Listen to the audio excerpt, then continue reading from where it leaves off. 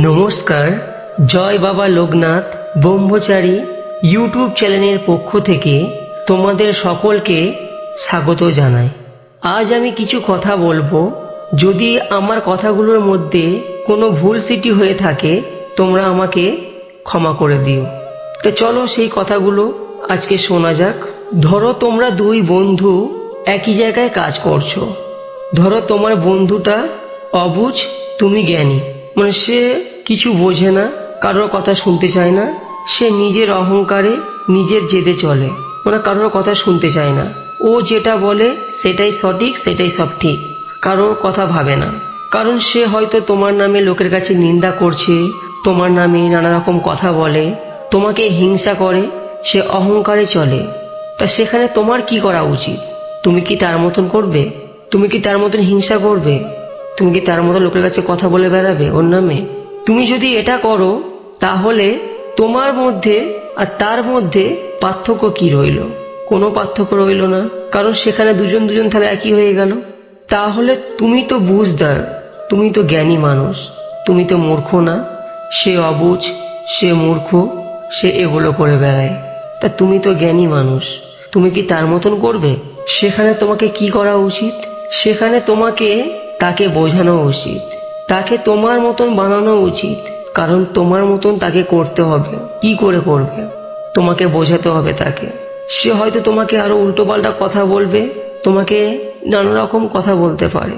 সেখানে তোমাকে তার মতন করলে হবে না, কারণ তাকে তোমার মতন করতে হবে, তাকে তাকে বোঝাতে হবে।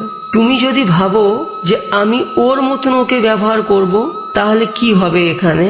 সে যদি তোমাকে একটা কথা বলে, তুমিও তাকে কথা শুনে দিলে, সে পরবর্তীকালে তোমাকে দুটো কথা বলবে। আবার তুমি যখন তাকে দুটো কথা বলবে, সে তোমাকে তিনটে কথা বলবে। এটা কখনো ভালো দিকে না, এটা বলছেন খারাপ দিকে যাচ্ছে, কিন্তু ভালোর দিকে ফিরে আসছে না।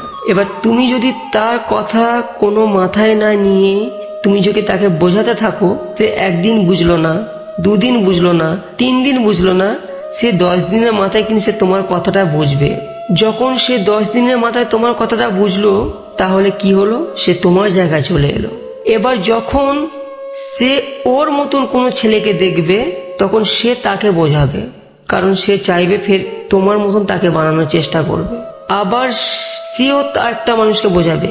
এইভাবে যদি প্রত্যেকটি মানুষ যদি বোঝাতে থাকে, এটা একটা ভালোর দিকে যাবে। কারণ হয়তো আজকে তুমি ওকে বুঝিয়েছো, কাল ও আবার একজনকে বোঝাবে, সে আরেকজনকে বোঝাবে। এটা করতে করতে করতে একটা ভালোর পর্যায়ে গিয়ে পৌঁছাবে। আর তুমি যদি তার সাথে খারাপ ব্যবহার করো, সে আরো বেশি করে করবে। এটা কি হবে? এটা আরো খারাপ পথে এগোবে। তা তুমি কোনটা করবে? তুমি কি চাও খারাপ পথে এগোতে, না ভালোর পথে ফিরিয়ে আনতে? যদি তোমরা এটা কিছু ভেবে থাকো, তাহলে এটাকে কমেন্ট করে জানিও যে তোমরা কি চাও, ভালোর পথে এগিয়ে যেতে চাও না খারাপ পথে এগিয়ে যেতে চাও। আর যদি আমার এই কথাগুলোর মধ্যে যদি কোনো ভুল ত্রুটি হয়ে থাকে, তোমরা অবশ্যই কমেন্টে জানিও যে আমি কথাগুলো ভুল বললাম না ভালো বললাম। কোনটা খারাপ, ভুল বা ভালো, 3টে কোশ্চেনের মধ্যে আমি কোনটা ভালো কি বললাম, তোমরা অবশ্যই কমেন্টে জানিও।